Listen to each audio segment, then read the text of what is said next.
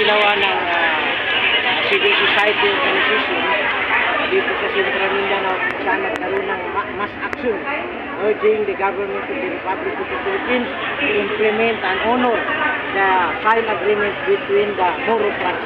Ito ay panawagan ng ating civil society. Unang-una, implement yung napag-usapan, yung GPHC Milo Peace Process na kung saan may dalawang tracks na napag-usapan. Unang track itong political track na kung saan na-establish na yung Bangsamoro government ngayon, yung BARM, nandiyan na yung mga ministers, nandiyan na yung member of the parliament, nandiyan na yung mga offices and agencies. Ngunit dito sa kabila, itong normalization, dito ang may problema. Kasi dito sa normalization, only the decommissioning yung nagbukog. Yung ibang bahagi ng normalization like the amnesty, PGR, yung redeployment of military troops, yung pagbuwag ng private na hindi rin na-implement. Ngayon, inigusto namin dahil ang decommissioning lamang ang na-implement. In fact, dito sa decommissioning, merong pinalabas ang emailage na resolution na kung saan gusto nilang i-halt yung fourth tranche nung fourth tranche nung decommissioning, more than 14,000 combatant ang hindi muna ipa-decommission hanggang hindi ma-deliver yung ibang bahagi ng normalization. So gusto namin synchronize, parallel at commensurate yung implementation ng natirang tracks like itong tracks ng normalization. Pangalawa, gusto namin dito sa BARM, dito sa Bangsamoro government, hindi makikialam ang national government because only the president have power to supervise this autonomy. So ayaw namin itong ginagawa ni Secretary Galvez at itong SAP Lagdamio na nakikialam dito sa internal affairs ng Bangsamoro. Pangatlo, gusto na namin magkaroon ng eleksyon this coming October 13. Sana tuloy-tuloy na ito given yung binigay, yung executive order na binigay ng presidente kung saan kanyang ginawa na napospon yung barangay at SK election para mabigyan ng daan itong Bangsamoro, first ever Bangsamoro parliamentary election na gaganapin ngayong October 13. So masaya kami doon dahil ang ating presidente ay sumusuporta dito sa coming election. Ayaw namin ng extension, ayaw namin ng postponement dahil ang gusto namin yung halal ng bayan ang nakaupo dyan sa farm. Halal ng bayan, ito po yung pinili ng maraming tao yung uupo dyan sa Bangsamoro government. Yun po, kaya gusto namin ng election. So yan po yung aming panawagan. In general, i-implement yung peace process ng GRP, Imile peace process, pati yung hindi na-implement sa GPH, Iminilip, ay implement na din at implement na dito sa itong agreement na ito, implement ang PAB, implement ang CAB, implement ang BOL. Yan po ang buod ng aming panawagan sa mass action na ito. Sir, nabanggit nyo yung pangingialam ni Charlie Galvez and Secretary Anton Lagdameo. Sa inyo pong nakikita, ano yung ito na pangingialam dito ho sa Bangsamoro region? Yan, actually, maraming option ang Malacanang. Unang-una, hindi sila i-appoint ulit. Kasi nandyan sila sa office na kung saan kala nila ay may karapatan silang makialam dito sa loob. Like, alam natin na wala na sila, pero sana, kaya ang panawagan namin, don't re-appoint these two guys para hindi na sila makikialam dito sa loob ng BARM government. At alam ko maraming opsyon ng president, marami namang mga ibang mga leaders niya na pwede niya i-appoint. In fact, kagabi nakita ko nga na nag-resign yung PIP chairman, no?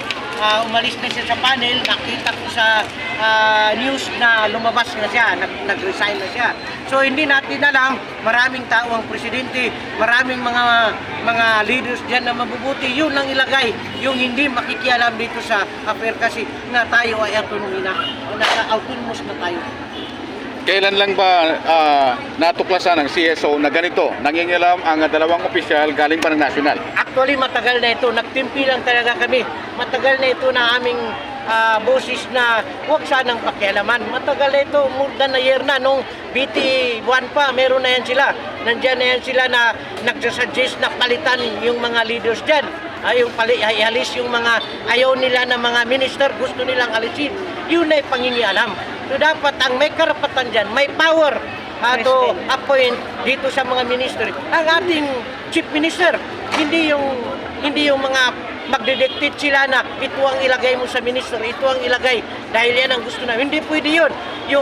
Yung chief minister natin at yung MILF ang may karapatan kasi sila yung nakipag-usap, sila yung mayroon agreement sa gobyerno ng Pilipinas. Ano yung nakikita ng CSO? Dito wala actually itong leader na ilalagay nila hindi namin yan pakikialaman kung sino ilagay. Pero ito matagal ng panahon kami nagtimpi dahil nga always nandiyan yung kamay nila.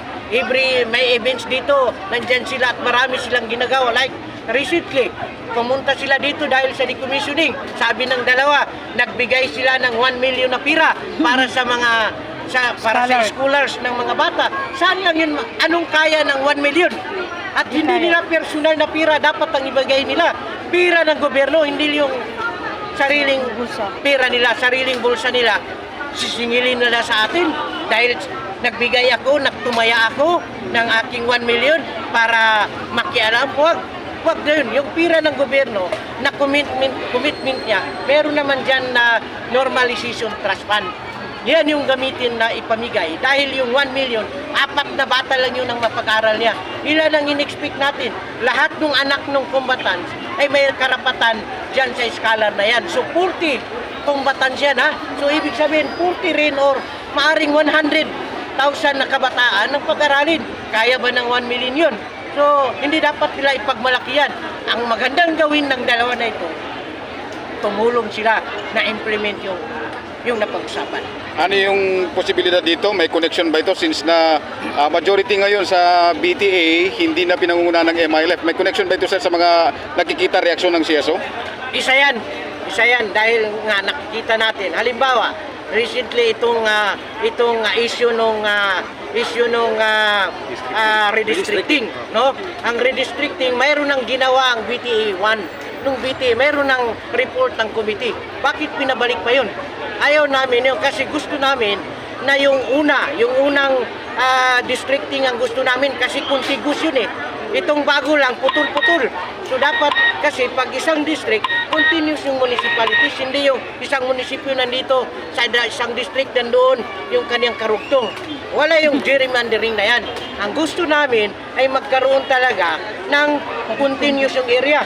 Kahit saan man nilagay, halimbawa District 1, ang unang District 1 dito sa Maguindanao Norte ay binubuo ng Barira, Buldon, Barira, Buldon, Matanog. Second District, Parang at saka Sultan Kudarat, third ay Sultan Mastura, and then Sultan Kudarat, third district, Sultan Kudarat, Kabuntalan na dalawa, plus Talitay, and then DBS, DOS at saka OP, yun yung 4th district. So itong huli, na bago yun. So kaya gusto namin yung unang BTA, ginawa ng BTA na redistricting, yun ang gagawin kasi yun yung nakikita namin na area ay contiguous yung mga areas na nalagay. Pero sir, bigyan linaw din natin na kasi sa kasalukuyang estado ngayon ng farm leadership, yung kasalukuyang umupo ngayon sa ICM is Chief of Staff ng MILF. Hindi naman kayo tumututol dito sa naging arrangement na ito, Sir Madik. Kahit sinong ilagay nilang Chief Minister, basta MILF dito, wala kaming question. Wala kaming question.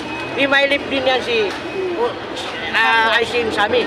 Lahat nila may karapatan dyan. Yung prosesong ayaw namin na nabigla yung unang Chief Minister nung pumalit yung bago. Pero wala, klaruhin lang namin na wala kaming question sa kung sino ang ilalagay. Ang gusto namin, endorsed by the MILF. Kasi yun ang napag-usapan dito sa Parliament, yung 40 MILF. Tapos yung 40, pag mabuo na yung 80 members, pipili ngayon kung sinong Chief Minister. Yun ang original. Pero dito sa BT, ang sinasabi dyan, MILF endorse dapat. Kasi sila yung nakipag-usap. Kung sakaling magtuloy-tuloy, hindi po pakikinggan ito ng national government, ano po, posible ba ito masusundan pa ng mas malawakang kasi halalin tulad itong pagtitipon? Posible kasi tayo nga sa civil society, hindi tayo hindi tayo mag-stop, no? Hindi tayo hinto hanggat hindi ma-address yung mga problema ngayon. Ang dami nating problema, nandiyan na ngayong autonomous natin, in-expect natin walang problema, pero bakit nandiyan pa? Lalong-lalo na talaga sa issue ng normalization. Kasi ang inuna nila, paano alisin yung mga baril ng mga combatants? Eh, hindi dapat yun. Dahil nandyan pa, dapat unahin yung dismantling of bugs. Nandyan pa yung amnesty. Wala pang lumabas na nakulong na mga elite commander na dapat ilalabas yun sa amnesty. Walang nangyari. TGR, hindi nagmumove. Tapos yung redeployment of military troops, wala ring na-redeploy. Ang napag-usapan dyan, lahat yung mga military sa loob, mga communities, ilabas yan at ibalik sa barracks, ibalik sa brigade o ibalik sa 6ID. Sa posible ba sir na nangangamba ang CSO na kaya kayo nagpatawag ng ganito, panawagan, dahil posibleng hindi matutuloy ang eleksyon? Nararamdaman namin kasi merong nagmo-move dyan na another extension. Anong makukuha natin sa extension? Ang gusto natin, autonomous na ito, autonomy na itong binigay. Dapat tao na yung pipili. Dapat talaga mag-eleksyon na para yung tao na, yung freedom to choice ay nandyan na as democratic country. Pero any reaction sir, nagpalabas na rin ang payag ang Pangulong PBBM na tuloy. Yes, kaya nga meron kaming binasa kanina, binasa nung LBO yung kanilang support doon. Mayroong commendation yung LBO doon sa ginawa ng presidente dahil nga sabi niya, nagbigay na siya ng executive order at pinuspon yung BSK, yung barangay SK election dahil para mabigyan daan yung election dito sa kasi excited na rin ang ating president. So, sinusuportahan namin yung gusto ng president kasi yun din ang gusto namin, magkaroon na ng eleksyon. Thank you, sir. Sir, last ano na lang, po sir. yung ipahiwatig itong pagbabato ng kamatis at saka mga tsinelas? Yung larawan ni Secretary Galvez and Sap Lagdameo. Ano po yung Sign of ibig petition yan. Sign of petition. Ayaw na namin yung ginagawa nila. Kaya dapat makita nila yun, umalis na sila.